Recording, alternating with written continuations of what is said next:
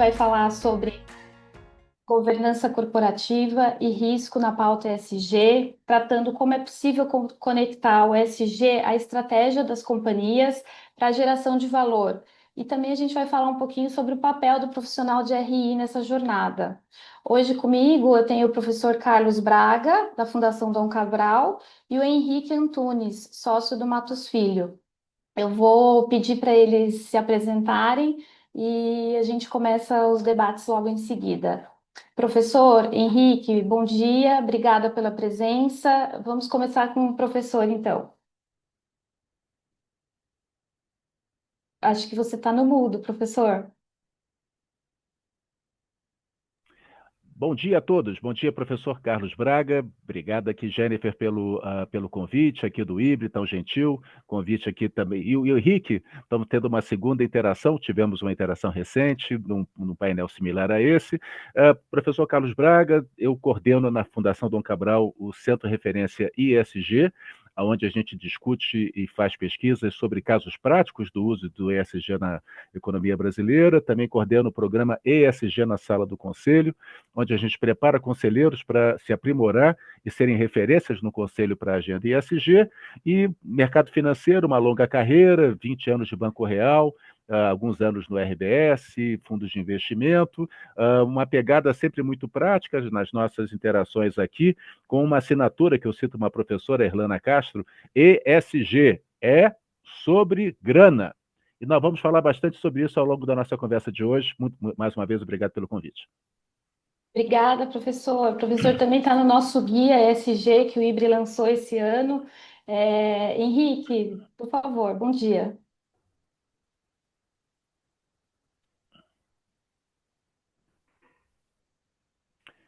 Opa, não estava conseguindo dar o unmute aqui. Tudo bem, pessoal? Bom dia a todos. Primeiramente, muito obrigado ao IBRE mais uma vez pela oportunidade. É um prazer estar junto aqui e trazer essa discussão que tivemos com o ilustre professor, não só no âmbito da comissão em si, mas agora mais aberto para um público amplo, para todo mundo, para todo mundo. É um prazer estar aqui falando com vocês. Eu sou o Henrique Antunes, então, como eu falei, sou sócio do mercado de capitais ESG do Matos Filho. A prática ESG do Matos Filho é uma prática, obviamente, ampla, que envolve diversos profissionais, diversos sócios. Então, tem um time ambiental, tem um time de compliance, enfim, eu particularmente fico com aquela parte mais de governança e disclosure, que é um foco, um pouco do foco da discussão de hoje, é, é, e, e vamos lá, estou ansioso aqui para debater com vocês. Fiquem à vontade para nos questionar aí a qualquer momento. Exato, pessoal. Obrigada, Henrique. Quem tiver perguntas, pode mandar aqui que a gente vai. Eu vou passando aqui para o professor e para o Henrique. Para começar, professor, a governança é o pilar que sustenta a integração das pautas ambiental e social. Como é que os RIs podem indicar aos investidores que o ESG está verdadeiramente inserido na estratégia e no processo decisório do board? E não é apenas algo relegado ao departamento de sustentabilidade. Excelente ponto. Como vocês viram na minha introdução, casos práticos, ESG na sala do conselho, a gente está sempre buscando trazer bastante evidências que o ISG nas companhias vai além do Departamento de Sustentabilidade, vai além de um relatório de sustentabilidade. Nós temos um relatório de sustentabilidade.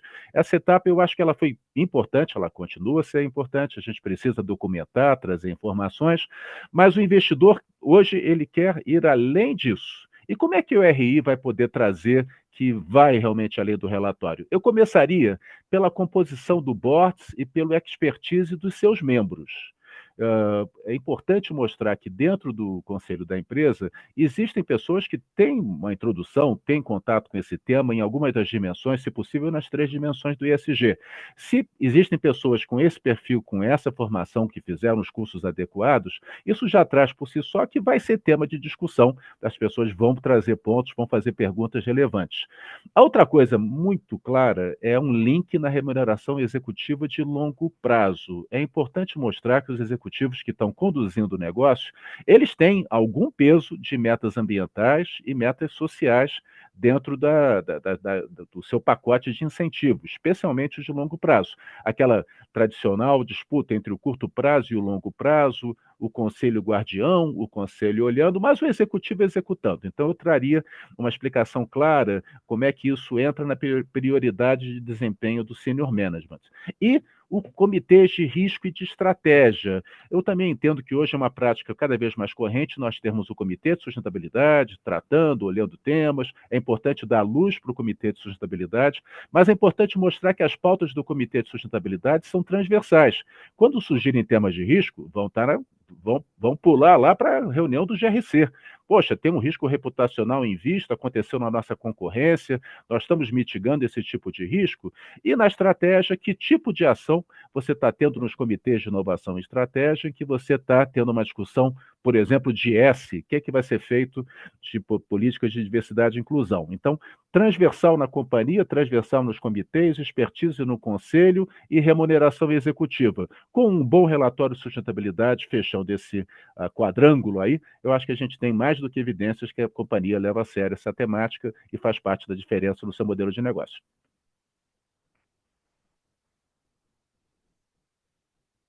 Agora você está no mudo, Gênero.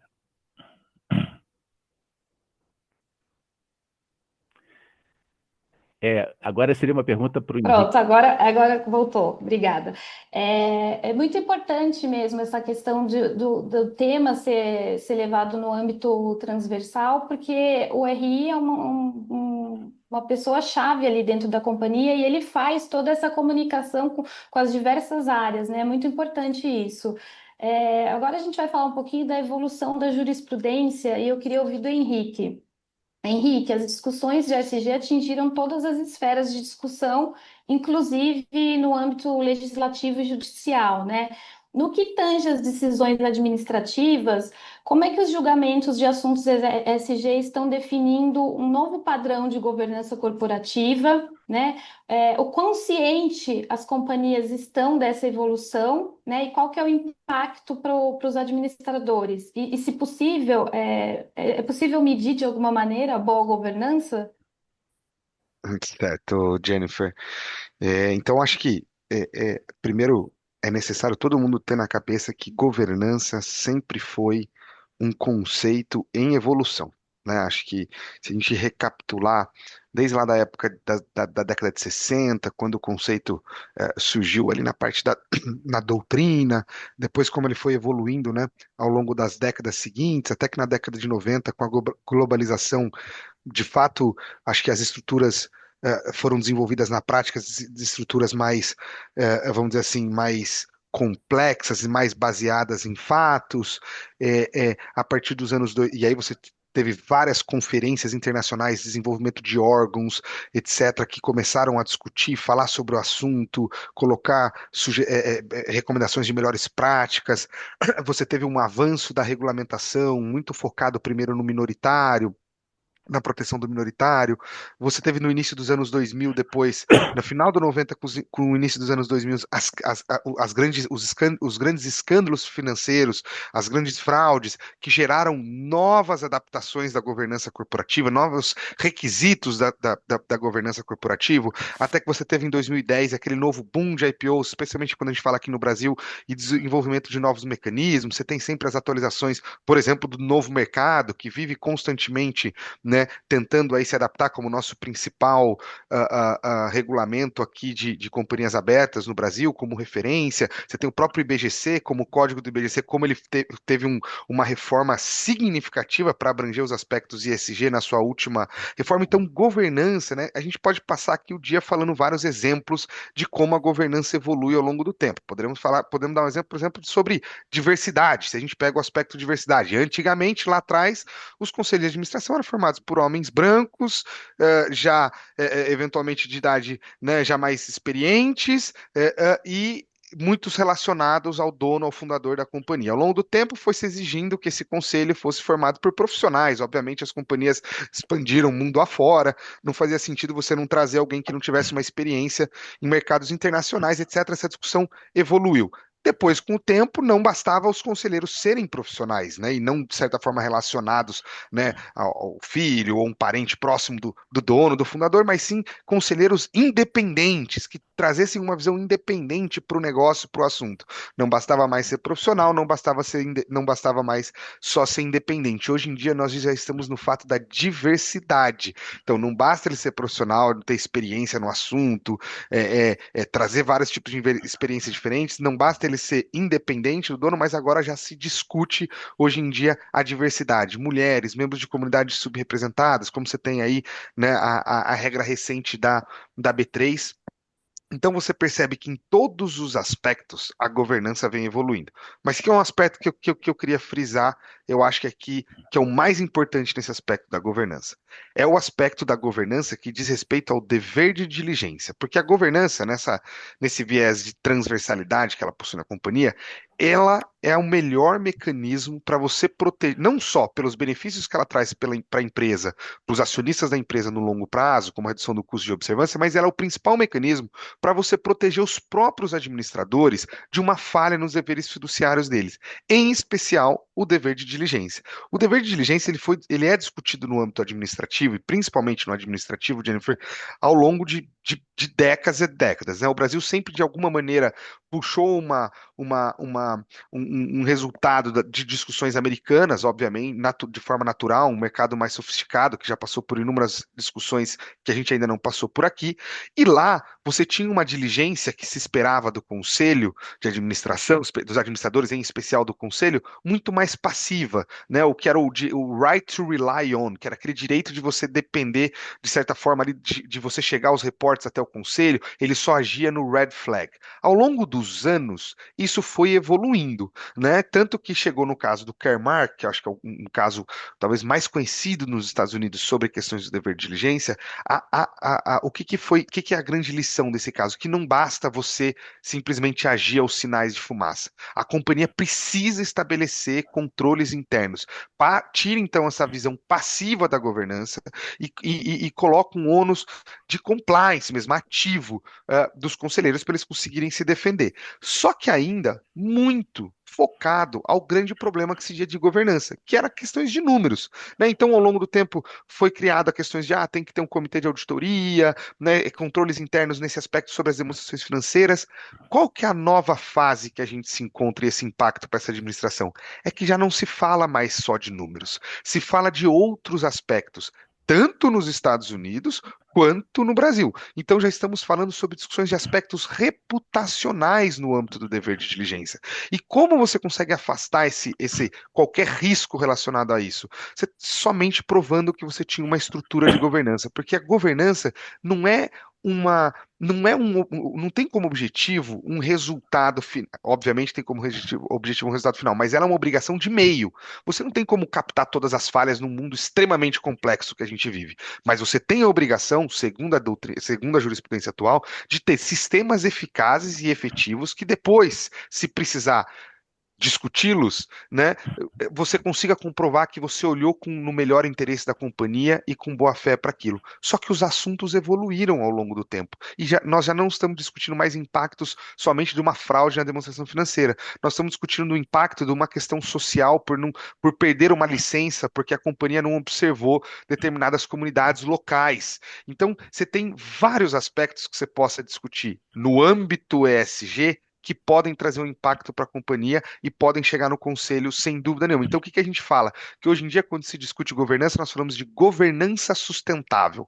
Para ter uma boa governança, não adianta mais você olhar e falar o seguinte: eu tenho uma boa governança por quê? Porque eu tenho um comitê de auditoria que olha bem meus números. Isso já não basta. Precisa entender qual a estrutura efetiva que você tem para monitorar os seus riscos, né? E os principais riscos da companhia, não só os riscos financeiros, que é o que lá nos Estados Unidos a jurisprudência falou do mission critical. O que é crítico para sua companhia? Você precisa entender como conselho, como administradores. Eu estou focando um pouco mais no conselho, mas isso se aplica no Brasil aos diretores também. Mas precisa entender qual é a realidade da companhia, especialmente quais compromissos você está buscando e tá publicando e deixando isso público. E o que você tem feito para quem? Então, se não tiver uma governança bem amarrada por trás, que não só foque em resultados financeiros, mas esteja olhando para todo cenário que o ESG abrange, a gente não consegue falar de uma boa governança. É o que a gente chama, a doutrina hoje em dia chama de governança sustentável. É uma nova fase da governança que amplia o foco dos administradores. E como medir isso? É difícil. Essa é a grande pergunta. Mas há algumas formas das companhias conseguirem, de alguma maneira, se referenciar para entender se tem uma boa governança, que é, eventualmente, por exemplo, tentando aderir a índices e rankings específicos sobre o assunto. Então, a B3 tem um ranking, né, desde 2005, ela tem a criação do ISE, né, que é o índice de sustentabilidade, que tem inúmeros critérios para estar lá, e notas e etc., que qualificam uma boa governança da companhia. Dá para ter uma ideia? Dá, sempre tem que tomar muito cuidado com isso, mas sem dúvida nenhuma ajuda. Outros, o ISS tem um índice de governança corporativa, então muitas companhias querem ter, né, ter um ranking de governança corporativa, então querem ter uma boa nota ou medirem a evolução dessa nota ao longo do tempo. Então existem algumas medidas para isso, mas eu acho que é um pouco secundário, porque quando a companhia de fato tem uma boa governança, isso vai acabar sendo refletido no seu disclosure, vai acabar sendo refletido na sua base acionária de acionistas que você tem, vai acabar sendo refletido no nível de conforto que você tem nos deveres fiduciários dos administradores e como ele vem sendo implementado. Eu Perfeito. queria. Claro, professor. Não, o Henrique foi brilhante na exposição e correu, mas eu vou botar o elefante na sala para todo mundo ficar logo. O Henrique está, na verdade, nos trazendo aqui um pouco do que aconteceu com um caso prático da economia brasileira. Brumadinho, Vale. Olha, a Vale tem feito um trabalho impressionante de todas as dimensões do ESG, mas o evento aconteceu. 2019 aconteceu o evento. As agências de rating ESG, fizeram uma análise profunda do que é que teria acontecido. E quando você analisa os reportes da MSCI e outros, você vê uma queda do ranking da Vale, naquele momento, logo depois de Brumadinho, um aumento dos competidores, eles melhoram as suas notas, pela percepção que os competidores BHP, Anglo, eram mais seguros. E quando foram fazendo a análise, o item que mais se destacou como fragilidade da Vale naquele momento de Brumadinho não foi engenharia, foi governança. Por quê? Porque os relatórios vieram da área de engenharia, dizendo que não teria o mesmo risco de Mariana. O presidente, à época, chegou a fazer um discurso, que ele era recém-chegado, ele era um engenheiro químico, tinha recém-chegado na empresa, que Mariana nunca mais. Poucos meses depois, Brumadinho, início de 2019, e aí a análise foi feita, onde é que teria sido talvez o principal link que estava frágil na governança? Eram as competências do conselho, porque dos 13 membros do conselho, não existia na carreira deles experiência em mineração. Eles eram majoritariamente da área financeira, com excelentes currículos, grande experiência em governança, grande experiência em finanças, mas não tinha mineradores no conselho. O que fazia que, quando subiam os relatórios, faltavam perguntas específicas. Como é que foi consertado isso, desses anos para cá? Braga, diversidade e inclusão, diversidade também é competência. Não é apenas gênero, não é apenas raça, que também é super importante. A Vale criou um comitê de nomeação, lembrando muito os americanos, que não chamam de comitê de pessoas, eles chamam de comitês de nomination committees. Tal é a importância nas corporations desses comitês fazerem a nomeação de pessoas que tenham as competências adequadas. Quem foi chamado para coordenar esse comitê foi Pedro Parente, que já tinha passado pelo apagão. Qual foi a principal característica do contrato do Pedro Parente? De que ele não seria conselheiro nos anos vindouros, para ele estar totalmente isento com as agências, com os headhunters que fizeram as análises, para encontrar as competências corretas sem ter nenhum favoritismo. E a Vale hoje tem um conselho com competências várias diversas, os comitês foram revisados. Em suma, casos práticos, ela é a primeira a soltar o IFRS 1, SS2 no Brasil, com as melhores práticas, tem se destacado, mas o evento aconteceu, diversidade de competências, para você, em algum momento, se te passar por algum evento, poder dizer que você teve as discussões adequadas, registradas em ata, e que se aconteceu algum evento, não foi por falta de diligência e precaução. E olha como o assunto governança, uma governança evoluída é complexo. Nós estamos falando de um aspecto dela. A gente pode citar aqui outro, a gente não tem tempo, mas a gente pode citar outros. A gente pode citar, por exemplo, a evolução na questão da diligência da cadeia de valor, que pode gerar vários reflexos para a companhia. A gente pode passar um tempo aqui discutindo. O professor falou um viés, que é o quê? O viés da composição da diversidade. Mas olha como isso ajudaria muito a você comprovar de fato um dever de diligência quando você vier a ser, se eventualmente você, companhia, vier a ser questionado, seja no judicial, seja no administrativo, olha como é outro patamar de companhia pós-evento. Infelizmente, a gente tem essas discussões pós-evento, mas para você explicar como você define uma composição de conselho, né, num desses exemplos. Então, por isso que quando a gente fala governança sustentável hoje em dia, ela é um mecanismo para você proteger os administradores, sem dúvida nenhuma, e ela é um mecanismo em constante evolução. Então, cada vez você começa a ter uma ideia, você começa a ver companhias que estão pensando, porque a realidade dela é diferente, exige uma tomada de decisão diferente, ou um monitoramento diferente, um processo interno diferente, tudo isso com esse objetivo, muito do objetivo jurídico, que é o objetivo que eu estou trazendo, da tomada de risco, da mitigação do risco, sem contar ainda a discussão que você possa ter, eventualmente, do ponto de vista de investidores que querem investir em ativos que você consiga mitigar o risco intangível, que é o risco, eventualmente, um risco SG, um risco de governança. É Não interessante. necessariamente só intangível, né, professor? O risco SG É, hoje em dia já é uma ótima discussão, já é muito tangível, dependendo do que a gente está falando. É interessante que, apesar de toda essa evolução, né, que vocês têm comentado, ainda hoje existem dúvidas e questionamentos em alguns mercados sobre o propósito da agenda ESG, né, professor? E existe uma dificuldade em entender que essa agenda está intrinsecamente associada à geração de valor no longo prazo para a companhia, né? Como é que os profissionais de RI podem demonstrar que essa agenda local não é apenas uma tendência importada, professor?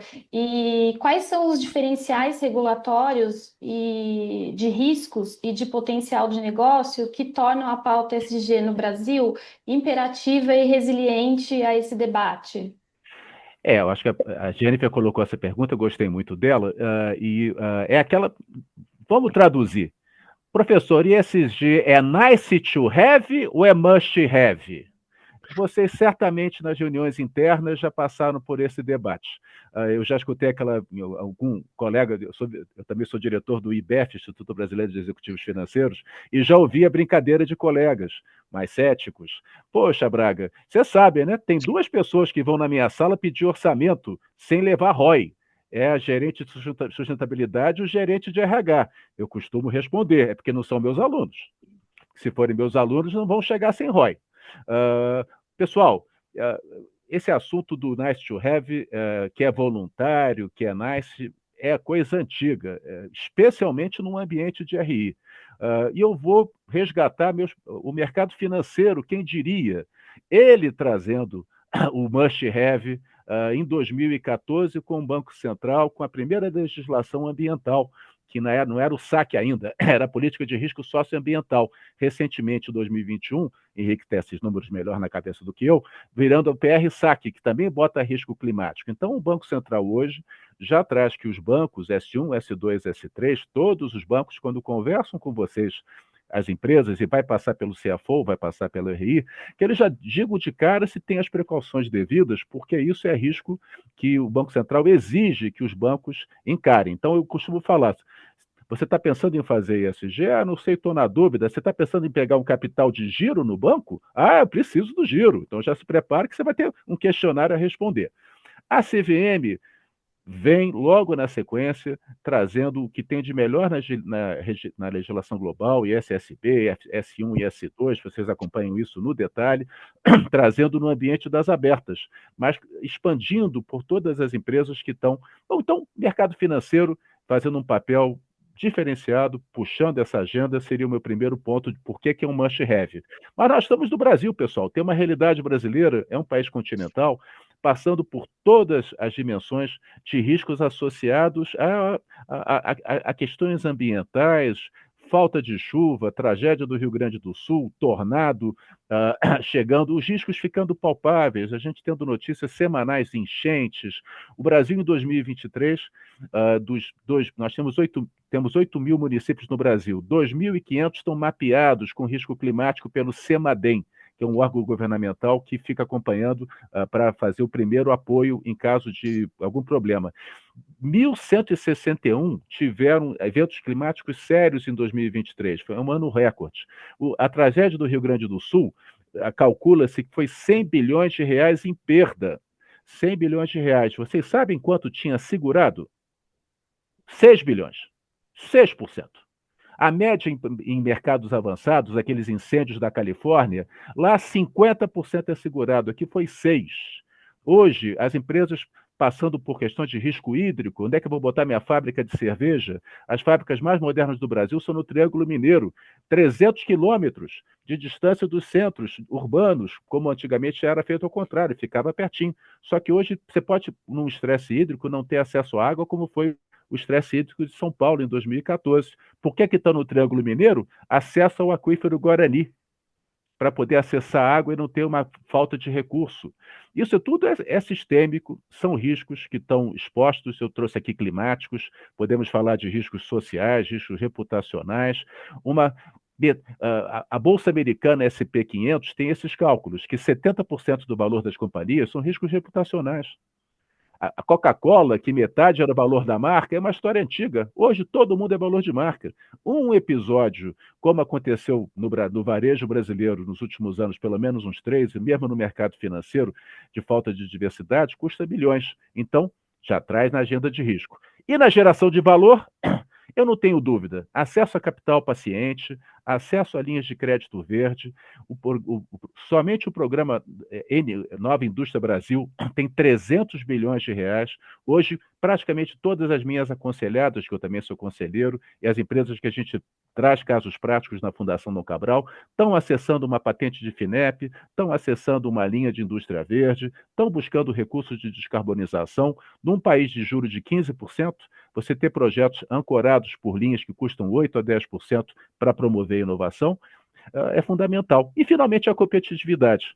A inovação é o motor do ISG. É um pouco a assinatura que nós temos na Fundação Dom Cabral. Ela sozinha não vai resolver. Recentemente o Bill Gates falou para a gente não se preocupar que as inovações vão resolver o problema. Eu digo que é parte da solução as empresas estarem inovando, ficando competitivas, trazendo soluções, por exemplo, o crédito de carbono, que o Brasil vai ter muito destaque agora com a chegada do novo arcabouço, acesso capital, competitividade, gestão de riscos e compliance regulatório, só isso já te bota no must-have. Vamos tentar transformar isso não apenas uma agenda de compliance, mas numa agenda de diferencial competitivo para o seu negócio. Perfeito, professor. O Jennifer, professor, você falou da questão do risco reputacional, né?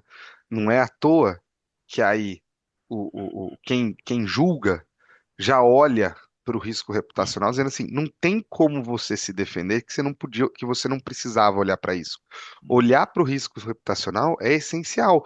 Por isso que houve uma ampliação do dever clássico de monitoramento das companhias, e o dever de monitoramento, em tese, aqui na discussão brasileira, como eu estou colocando de uma forma muito resumida, não se aplica o Business Judgment Rule, que é para dizer assim, ninguém melhor do que nos sapatos dos administradores para tomar aquela decisão, né, desde que ela tenha sido ali de boa fé e refletida.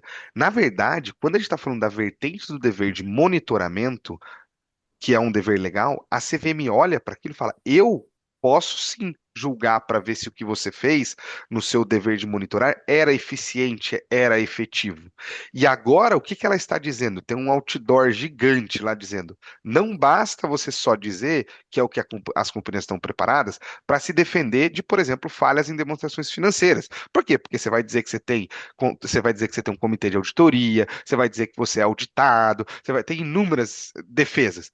Mas isso já está dado. Agora nós estamos discutindo sobre outros tipos de risco. Então, o risco que discutiu nos Estados Unidos que levou isso, o caso do McDonald's, de uma cultura de assédio que em tese deveria ter na companhia, que em tese tinha na companhia. A SEC de lá olhou e falou assim: sim, você, conselho, deveria estar agindo e olhando para esse ponto. Por quê? Porque a reputação, hoje em dia, como o professor falou, te impacta totalmente. Você perde, se você tiver se a sua imagem da sua companhia, da sua marca for afetada, naturalmente você vai ter a consequência do risco econômico financeiro vindo na tangente. Então, sem dúvida nenhuma, volto a falar que a governança aprimorada nesse aspecto é fundamental para proteger o administrador. Henrique, continuando com você, a regulamentação ESG tem avançado bastante nos últimos anos, né? A gente tem visto aí, em especial nas regras de disclosure. Como é que as companhias estão se preparando para enfrentar esse panorama? Quais são os principais desafios e riscos relacionados a isso? As regras ESG, né, no Brasil, elas têm evoluído e acontecido de uma forma extremamente rápida, eu diria, né? Se a gente olhar a foto do que vem acontecendo a gente tinha duas menções, uma das primeiras alterações do formulário de referência, que é aquele, obviamente aqui, né, falando para um público de RI, todo mundo conhece, uma das principais alterações da regra do formulário de referência, quando virou o formulário de referência de fato, foi para a inclusão se as companhias tinham políticos socioambientais, onde elas se encontravam e os fatores e incluir fatores de risco. Isso lá atrás. Com a chegada da pandemia, as regras ESG mudaram, avançaram significativamente. O formulário de referência passa por uma revisão pela CVM, em que o objetivo da CVM era reduzir o disclosure, e ela reduziu em vários aspectos, mas ela trouxe novidades super relevantes, que eram o quê? Perguntas sobre ESG, em especial em remuneração, diversidade e sobre o relatório de sustentabilidade. Mas tudo no modelo Pratique ou Explique, que é aquele modelo esperado de uma primeira regulamentação, para o mercado, de certa forma, se adaptar àquilo, deixando que os investidores tomem a decisão, né, de investimento, se concordam ou não concordam com aquilo. É, mas, surpreendentemente, ou não, o Brasil foi o primeiro país do mundo a anunciar a 193 obrigatoriamente. E para todo, e sem escalonamento, divisão por tamanho de companhias abertas, por categorias, por exemplo, companhias categoria B que só emitem dívida, também estão sujeitas a isso. Só mudou agora no âmbito da regulamentação do fácil, onde a CVM excetuou as companhias de menor porte que foram no fácil. Mas, em tese, comparado com outros países que tiveram uma certa granularidade, aqui pegou todo mundo e já pegou obrigatoriamente para 2027, né, com 2026. O que, de certa forma, gerou uma certa surpresa, e a gente até costuma brincar que eu acho que quando a CVM emitiu aquela regra, as companhias ainda não tinham visibilidade do tamanho do desafio que era fazer um relatório no 93, né, com base no S1, no S2. Tanto que agora você começa a ter algumas mais ativas para tentar conversar com o CVM e falar, e aí, CVM, assim, é isso aqui mesmo? E aparentemente é o que é, né? Não tem nenhum indicativo até agora formalizado de forma contrária. Então, eu acho que a fase que as companhias se encontram agora é uma fase ainda, querendo ou não, de entendimento. Estamos chegando no final do ano, as companhias acabaram de contratar, de repente, as empresas de consultoria, os escritórios de advocacia que vão ajudar nesse novo documento, nesse novo relatório. Já estão pensando em uma companhia que faz a consultoria, outra que vai emitir o relatório de asseguração, né? Ali as Big Four super envolvidas. Você começa a ver até uma discussão de falta de experts ou de dificuldade de encontrar e trazer os experts. Você teve poucas companhias, acho que há uma expectativa clara da CVM de que várias emitissem esse relatório no voluntário. Poucas emitiram, então você não tem ainda também muita base, né? Tirando ali a Vale, a Renner, então você não tem tanta base para referência. E as companhias então estão nessa fase de entendimento sobre o processo, sobre o assunto. A gente costuma ter muitas discussões com as companhias e você percebe que o time de RI, o time jurídico, está tentando entender o que é esse mundo de sustentabilidade, que nunca olhou com esses olhos, com tanta atenção para isso. E o time de sustentabilidade está entendendo, está olhando e aprendendo o que é o mundo de CVM, o que é o mundo de investidores, o que é o mundo de pressão por investidores, de entender como que mostra resultado, como que mostra aquilo, mas um mundo de responsabilidade, porque, né, até mesmo como advogado, né, Braga, eu sempre vou ter que trazer essa questão, esse mundo de sustentabilidade, tem que tomar cuidado. Aqui a gente tem que colocar o asterisco, o disclosure tem que ser muito bem dado. Não dá para você dizer que você atingiu nesse estudo aqui uma cidade inteira por causa desse projeto e você pegou a quantidade de habitantes do IBGE sem explicar que, na verdade, era um pedaço da cidade, ou uma porção, enfim, uma comunidade específica. Tem que tomar cuidado com o que está colocando. Então, acho que você começa a ver as companhias entenderem como esse processo vai ser feito. E isso envolve, novamente, discussões de governança, alçadas de aprovação.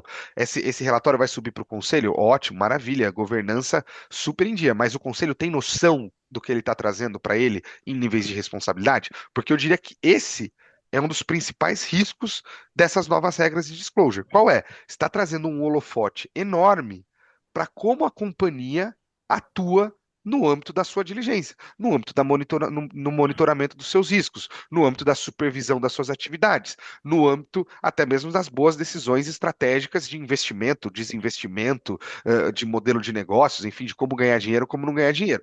E agora, não dá mais para você falar que você tem ideia ou tem um plano.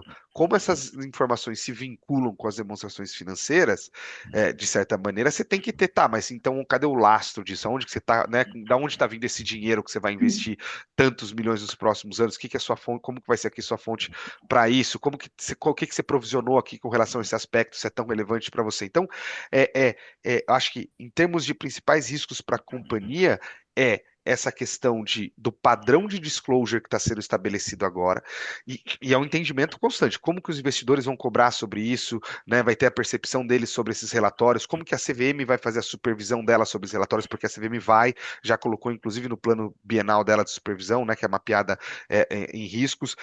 Então, como que vai ser a discussão sobre a estratégia sobre o futuro, porque vai ter que estar realmente conversando aqui com os seus números. E tudo isso gera responsabilização. E quando eu digo gera responsabilização, não gera responsabilização só agora, gera lá em 2030, 2040, quando o cenário ESG na cabeça das pessoas certamente vai estar muito, eu já posso dizer, vai estar muito mais ampliado do que é hoje, né? Você ter uma discussão de metas que você não cumpriu meta, por quê? Porque você não calculou direito, porque você não olhou aquilo, não faz sentido. Meta, cada vez mais nós vamos entrar na discussão de que metas têm a mesma importância de uma projeção na companhia aberta, né? Uma ambição, adianta eu falar a palavra ambição? Será que adianta? Talvez hoje adianta, e lá em 2030, será que vai adiantar você simplesmente mudar porque cadê a metodologia, cadê as premissas? Cadê o backup dessas informações que estão sendo colocadas? Porque agora tornou-se muito mais sério do que aquele outro relatório que tinha, que já era, tá? Porque já tinha que subir na CVM, etc. Mas agora é muito mais complexo. Então eu acho que assim, é, é, as companhias estão nessa fase desse entendimento. Eu acho que é super importante olhar com isso com cuidado, o tal do greenwashing, né? E quando a gente fala do greenwashing, gente, nós não estamos falando do greenwashing aqui da mentira, de divulgar um fato falso. Nós estamos falando do greenwashing de ser cherry picking, de só colocar relevância nas informações que realmente importam, que são as positivas, mas não necessariamente ter aquele relatório sóbrio sobre a companhia, como é uma demonstração financeira, como é um formulário de referência, que tem as sessões que vão de fato mostrar os riscos e o que a companhia tem feito e como que aquela mitigação se integra na estratégia da governança. Então, o greenwashing sobre a relevância ou não da informação, né, sobre a incerteza ou não, termos genéricos ou não, como posicionar a companhia, qual vai ser a estratégia da companhia. Tem discussões muito mais profundas do que só aquele resultado daquele disclosure que vai gerar ali naquele documento, naquelas frases ali. Tem muita discussão por trás acontecendo, ou que deveriam acontecer nas companhias para que ela esteja ciente sobre a responsabilização, sobre a estratégia, sobre o mundo daqui para frente. Vou me permitir também fazer um complemento, tentando. A Fundação do Cabral, a gente faz muita capacitação em company, e vai nas companhias, e o S1, S2 está ficando muito em voga, e a gente vai lá, e olha, pessoal, é mais comum do que você possa imaginar que gerência sênior e C-level não lê o relatório da própria companhia. É mais comum do que vocês possam imaginar. Foi feito pela área de sustentabilidade, subiu na diretoria, e você vai pedir para entrar nos detalhes, as pessoas não leram. Os exercícios, muitas vezes, a gente faz sobre o próprio relatório e benchmark, e as pessoas não estão acompanhando o que a concorrência está fazendo, concorrentes claros, estão fazendo para fazer um depara. E a gente, muitas vezes, nessas capacitações, a gente está apresentando pela primeira vez o colega da contabilidade com o colega da sustentabilidade. Uhum. Perfeito, Muitas vezes bastante. eles não se encontraram. Eles estão na empresa fazendo carreiras há anos. Um tem, tenho 10 anos de companhia, prazer em conhecer você. Ah, que ótimo. Parece que agora eu tenho que entender como é que você reporta, né? Eu também. A gente tem que fazer um tal de relatório integrado, temos que reportar S1, S2. Então, eu começaria pelo básico. Vamos fazer o workshop. Vamos botar a turma para conversar. E avisa a turma do conselho que o que está escrito naquele relatório de sustentabilidade, ele não pode alegar desconhecimento. Tem muito conselheiro que não leu no detalhe. E que agora, se tiver algum episódio, nós citamos alguns agora ao longo da nossa conversa, ele vai ser chamado a reagir sobre ter ou não ter tido disclosure. Tem jovens que me procuram perguntando, professor Braga, eu estou gostando muito dessa história do ISG, estou estudando administração, o que você acha que eu deveria estudar para poder fazer uma carreira e fazer a diferença no mundo com o ISG? Várias vezes eu respondo, contabilidade. Como assim, professor Braga? Não, você não está fazendo administração? Vai estudar contabilidade, vai ser um contador verde. Vai entender todas as nuances, porque você vai ser quase que o xerife que vai acompanhar se o que está sendo dito está sendo reportado devidamente, sem cherry picking. E para fechar minha fala, eu pessoalmente não gosto de relatório de sustentabilidade com fotos muito grandes e fonte muito grande. Eu gosto de foto preto e branco, pequenininha, e muito detalhe em letra pequena, muita nota de rodapé. Porque aí eu estou vendo a vontade de você se expressar, trazer, colocar os riscos. A materialidade é um grande ponto, acho que eu falo um pouco mais adiante, mas é por aí, pessoal. Temos que botar esse assunto mecânico, é parte da mecânica e o RI é que organiza esse balé. É um balé corporativo. Vocês têm que colocar todas as pessoas nessa engrenagem para se conversar, para quando você conversar com o seu investidor, você ter certeza que é uma visão transversal da empresa, não de 2 ou 3 departamentos. É impressionante como de fato é isso, né? A gente tem a mesma visão, é uma fase de integração entre os times. E eu acho que nessas novas regras, a preocupação de ter esse disclosure bem feito, que é o principal risco que nós estamos discutindo aqui, pelas consequências que isso pode gerar, eu acho que no final das contas ela é a mais complexa e difícil, porque eventualmente as discussões que você também tem atualmente, por exemplo, da remuneração, né, vincular, você tem a remuneração atrelada a critérios ESG, isso é, ou da diversidade, né, como eu falei da B3, essas, querendo ou não, são mais objetivas ou fáceis de você entender. Ou tem ou não tem por causa disso, mas o caminho está mapeado. Essas do disclosure, que você envolve camadas de discussões, estratégia, entendimento do nível de risco que você quer correr e que você vai tomar, e não só lá colocar no papel como se fosse só mais um documento, porque não é só mais um documento, eu acho que esse é o mais complexo, as companhias entenderem que não é só mais um documento. Ah, não, puxa um pedaço do formulário, um pedaço da demonstração financeira. Não tem a ver com isso. Mas não tem a ver com isso não porque os itens, de certa forma, são diferentes. Pelo contrário, muita coisa parecida, e a gente vê as companhias falando coisas diferentes em documentos diferentes, mas é porque tem umas decisões judiciais acontecendo que estão modificando o pano de fundo, como eu falei. Então, esse processo de education agora e de integração é super importante para as companhias.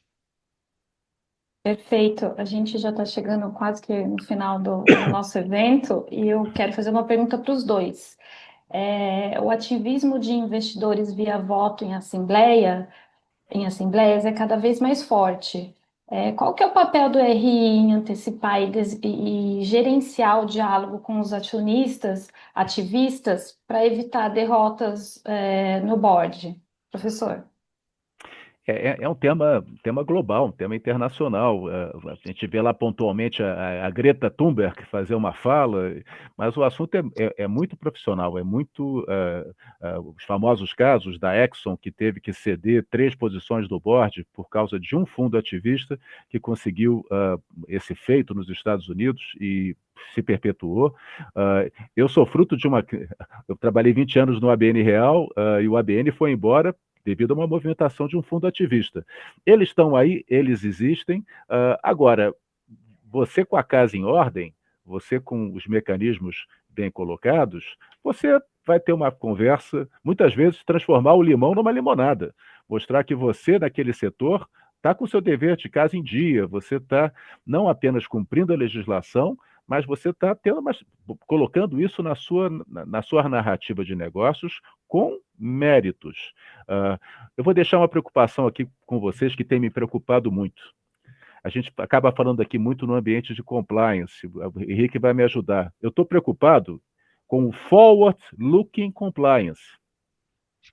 Nós seremos julgados daqui a alguns anos por ações que nós estamos tomando hoje, baseado em regras que ainda não existem, mas que estão chegando, que você busca na legislação internacional e você vê que elas estão a caminho do Brasil. E o Brasil tem sido pioneiro em várias dessas regras. Então, eu diria que se a gente mostra que estamos sendo compliance, que a gente está indo além do que a gente chama na Fundação um comitê. Eu gosto muito da frase conselhos transformadores. Eu acho que tem o conselho engajado, o conselho compliance, não vai dar conta do recado. A gente precisa de conselhos que realmente vão além da sua função de supervisão, que conversem com tranquilidade dessas pautas para os próximos 5 a 10 anos, que tenha isso bem colocado, que mostre que antecipa regulações internacionais e é pioneiro no Brasil. Nós temos isso acontecendo em várias empresas. A própria Vale, que eu citei antes, está sendo pioneira em várias iniciativas de mineração que estão chamando a atenção do mercado global, e acontece nos cosméticos, acontece no varejo. Então, eu diria que, sim, o ativismo é parte da equação, ele está lá, vamos lidar com ele, mas vamos lidar sendo um bom aluno, mostrando que a gente está fazendo a nossa parte, antenado, indo além do compliance, tendências futuras, gerando valor. Acho que com isso a gente tem a casa em ordem para poder fazer frente a essas demandas, que são demandas da sociedade, demandas válidas, elas estão aí, a sociedade quer se expressar e cabe a nós mostrar o que nós temos todos os méritos para ter uma licença para operar. Falamos pouco disso hoje, mas na prática é a licença para estar fazendo o nosso lucro, gerando sucesso para os nossos acionistas, mas fazendo um impacto positivo, externalidades positivas para os nossos stakeholders. E quando às vezes elas são negativas, porque eu tenho fumaça, eu poluo, eu tenho alguma atividade minha que tem algum tipo de impacto, eu compenso, eu mitigo e eu sou transparente sobre a minha atividade que eventualmente tem uma externalidade que não é tão positiva assim. Henrique. Eu complementaria, né, brilhante fala aí do professor, dizendo que acho que a primeira coisa é de fato ver se a companhia está fazendo o básico. Acho que quando a gente chega para discutir com as companhias, governança, e eu diria até pela dinâmica, as companhias que têm controladores naturalmente têm uma dificuldade até maior sobre isso. Tem muita decisão já dada, né? Discussão de remuneração, por exemplo. Você vai ler o seu formulário de referência, está dizendo lá que tem toda uma análise pelo conselho e tal, e estudos frequentes, mas aí você começa a ver assim, mas quando foi feito esses estudos? Ah, não, o último foi feito há 3 anos atrás, sobre a remuneração estar competitiva. Ah, mas e como que foi deliberado? Ah, vem do controlador, que é o presidente do conselho, e já coloca, mas não tem nenhum registro em ata, não tem. Então, acho que, primeiro, a gente começa a perceber que essas discussões S1 e S2, primeiro ela traz o primeiro benefício de tudo isso, é que ela está exigindo das companhias, por incrível que pareça, a fazer o básico, né? Fazer o básico, ter realmente formalizações, institucionalizações de processos, uma governança básica sobre o que ela tem hoje, né? Porque eu acho que as companhias que querem eventualmente e você percebe que algumas esticam um pouco a redação, ou dão um foco, né? Como eu falei, gente, não estamos falando de nenhum. Nós estamos falando de margem natural ali de como colocar o texto. Mas quanto mais esticado ele for, mais complexo vai ser para depois você pode acabar se enrolando. Então, primeiro é fazer o básico e transparência no básico. O básico bem feito. Aquela governança pro forma ou a governança de papel, ela não vai parar de pé mais, dado o tamanho de disclosure que nós vamos ter que dar sobre vários aspectos e, obviamente, depois a questão da responsabilidade. Então, acho que esse é o primeiro ponto que a gente fala sobre isso. Por quê? Porque eu acho que a minha preocupação sobre o ativismo dos investidores, ele não é nem só no âmbito da Assembleia, como a Jennifer perguntou, que você leva para a Assembleia, de certa forma, menos assuntos, você leva assuntos reduzidos. Você está levando lá, beleza, a remuneração global, você está demorando, você leva para a Assembleia alguma, mas o que eu estou preocupado é o seguinte, no Brasil, especialmente, o ativismo de investidor, de minoritários, ele não tem custo. Uma reclamação na CVM vai já mover a máquina o suficiente para dar uma bela dor de cabeça na companhia. Porque ela vai ter que contratar, ela vai receber um ofício, ela vai contratar um escritório de advocacia, ela vai ter que mudar alguma coisa, ela vai ter que contratar alguém, vai ter que ouvir. Desencadeia, e para o investidor ativista que, de certa forma, colocou aquilo na mesa, não tem ônus quase que nenhum ter feito aquela, entre aspas, denúncia. Então, o que que a gente recomenda, né? Obviamente, o básico. Primeiro é ter boa comunicação com a sua base acionária, e aí ninguém melhor do que esses profissionais que estão aqui para falar sobre isso. Comunicação, comunicação, comunicação. Só que agora é uma comunicação mais expandida, é uma ampliação. Você já não vai estar mais só precisando um profissional de RI entendendo sobre a questão dos números, sobre o EBIT da companhia. Você vai ter que entender sobre aquele aspecto da legislação que está mudando e pode impactar de uma forma sensível a essa questão ESG que nós estamos discutindo, sobre aquele projeto que nós estamos fazendo, como que a companhia está fazendo, o que que tem de impacto ESG nas comunidades, etc.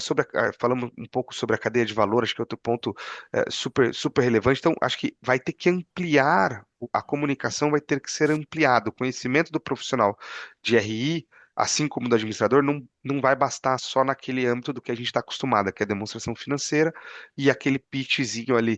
Vão ter cada vez mais investidores que vão exigir uma outra apresentação, né? Uma apresentação turbinada da companhia, porque você vai ter que agregar vários slides para falar o que que você está fazendo, o que que você tem de risco e etc. Mas eu acho que eu vejo como esse aspecto, porque sem dúvida nenhuma, cada vez mais a gente vê incentivos, fundos específicos, inclusive com dinheiro, incentivando esse tipo de posicionamento aí dos ativistas, né? Que de fato exigem e querem uma mudança aí para isso. Então as companhias têm que estar preparadas. Uma pitadinha só, seria, acho que o Henrique colocou o básico bem feito, capacitações mínimas, mais do que sensibilização.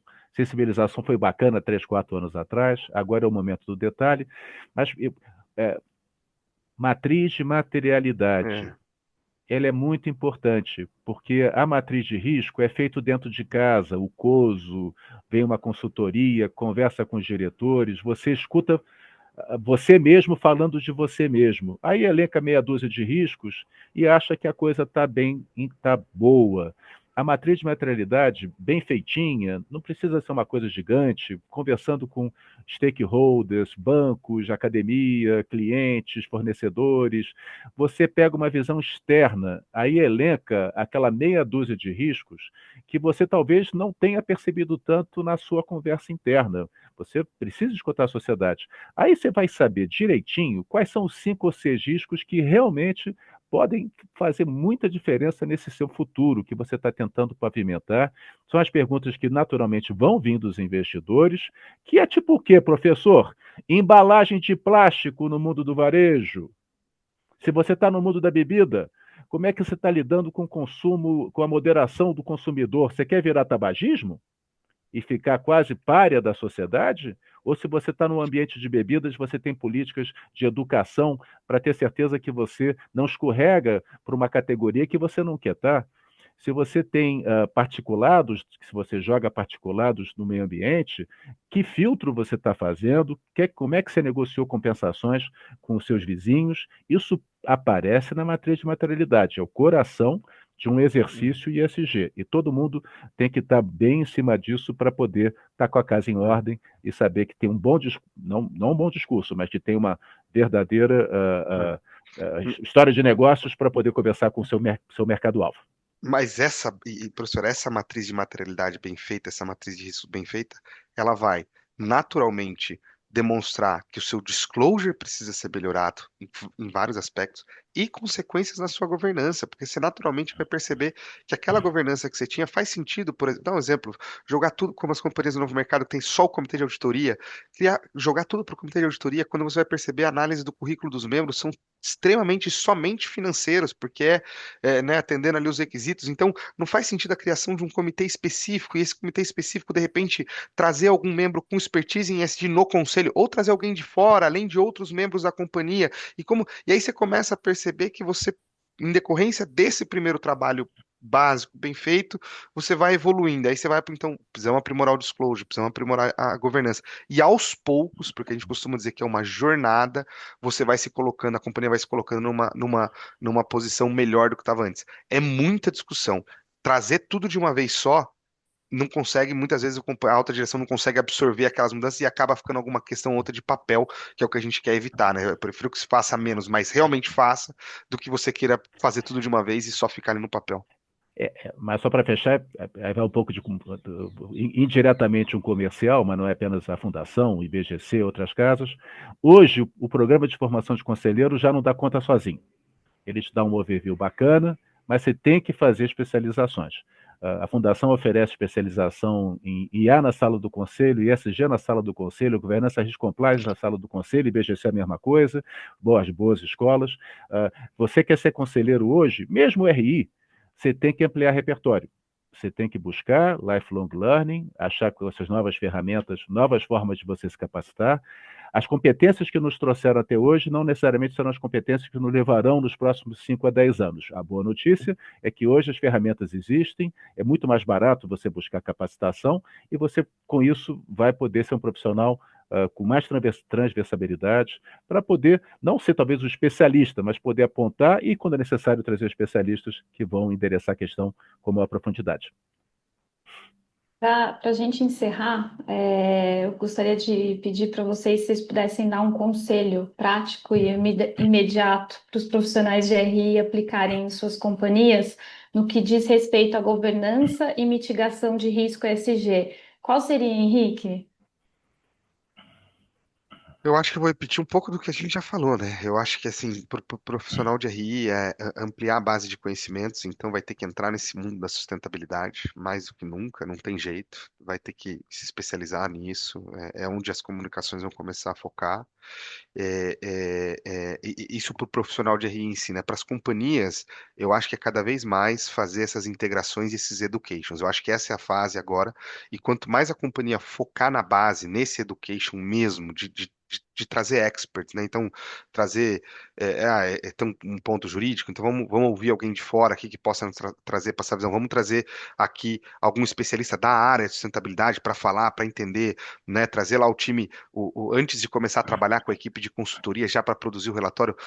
Calma, vamos dar um passo para trás, vamos pegar o princípio primeiro, vamos enraizar a base primeiro, né? E depois a gente vai no realmente botar a mão na massa e no detalhe que tem que fazer. Porque se a gente já pular essa parte, eu acho que vai ficar uma questão mecânica e de alguma maneira você pode estar escapando a ter falhas, porque não, acho que agora aqui não tem a receita do bolo. Cada companhia tem a sua realidade específica. A gente tem visto várias companhias em diferentes estágios dessa jornada e diferentes modelos de negócio. Então, acho que assim, aqui quanto mais tailor-made a companhia fizer, vai ser melhor em todos os aspectos. Você vai ter como resultado um disclosure melhor, uma governança melhor.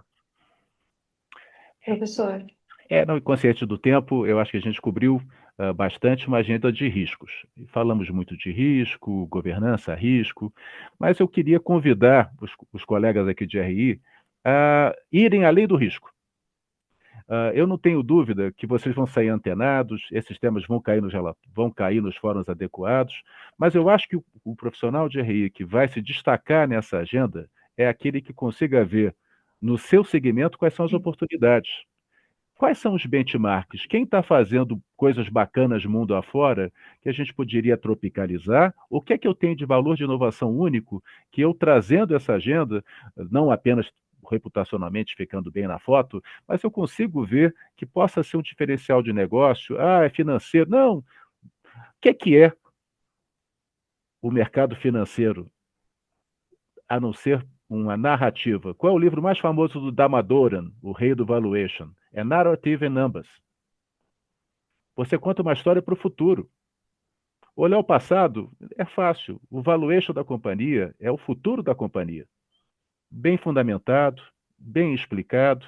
Então, sim, risco é o seu dia a dia, feijão com arroz e conversa. Mas olhe, procure, veja diferenciais únicos que você possa trazer especificamente no seu setor, e com isso você vai ser escutado, você vai ser protagonista dessa agenda dentro do negócio, e traga seus colegas para entender qual é a narrativa que vocês têm que construir juntos para realmente serem os guardiões de um futuro sustentável em prol do seu negócio, em prol dos seus acionistas, mas em prol da sociedade como um todo.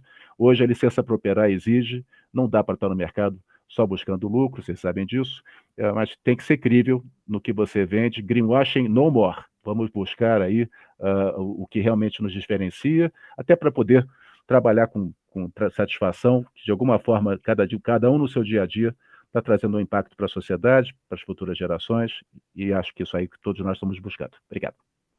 Obrigada, professor Carlos, Henrique, pela disponibilidade, por compartilharem suas experiências com a gente aqui.